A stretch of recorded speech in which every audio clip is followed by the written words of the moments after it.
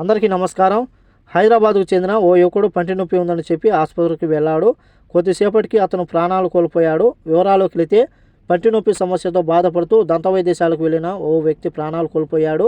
వైద్యుల నిర్లక్ష్యం కారణంగానే మృతి చెందాడని బాధితుడి కుటుంబ సభ్యులు, బంధువులు ఆందోళన చేపట్టారు. ఈ ఘటన హైదరాబాద్ నగరంలోని జూబ్లీ హిల్స్లో చోటు చేసుకుంది. ఘటనపై కేసు నమోదు చేసుకున్న పోలీసులు దర్యాప్తు చేస్తున్నారు. ఘటనకు సంబంధించి పోలీసులు మృతుడి కుటుంబ సభ్యులు తెలిపిన వివరాల ప్రకారం జూబ్లీ హిల్స్లోని రోడ్ నెంబర్ 37లో ఎఫ్ఎంఎస్ ఇంటర్నేషనల్ డెంటల్ క్లినిక్లోని లక్ష్మీనారాయణ, అతనికి 28 సంవత్సరాలు, పంటి సమస్యతో దంత చికిత్స కోసం వెళ్ళాడు.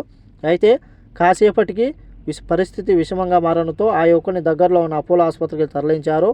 అక్కడి వైద్యులు అతడు మృతి చెందాడని తెలిపారు. లక్ష్మీనారాయణ మృతిపై అతని కుటుంబ సభ్యులు పలు అనుమానాలు వ్యక్తం చేస్తున్నారు.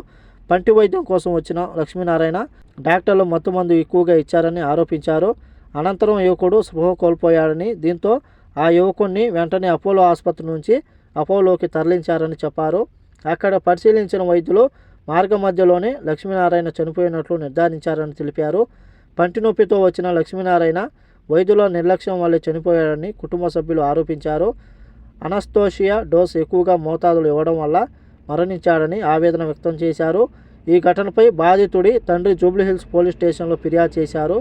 తన కుమారుడి మరణానికి కారణమైన వైద్యులపై కఠిన చర్యలు తీసుకోవాలని డిమాండ్ చేశారు. ఈ క్రమంలో పోలీసులు కేసు నమోదు చేసి దర్యాప్తు చేస్తున్నారు. ఆ యువకుడు ఎలా చనిపోయాడు, డాక్టర్ల నిర్లక్ష్యమా, అసలు ఏం జరిగిందనే కోణంలో విచారణ చేస్తామని చెప్పి పోలీసులు వెల్లడించారు. ఇవి ఈరోజు ఈ వీడియో నచ్చితే లైక్ చేయండి, షేర్ చేయండి, సబ్స్క్రైబ్ చేసుకోండి. నెక్స్ట్ వీడియోలో మళ్ళీ కలుద్దాం. జై హింద్.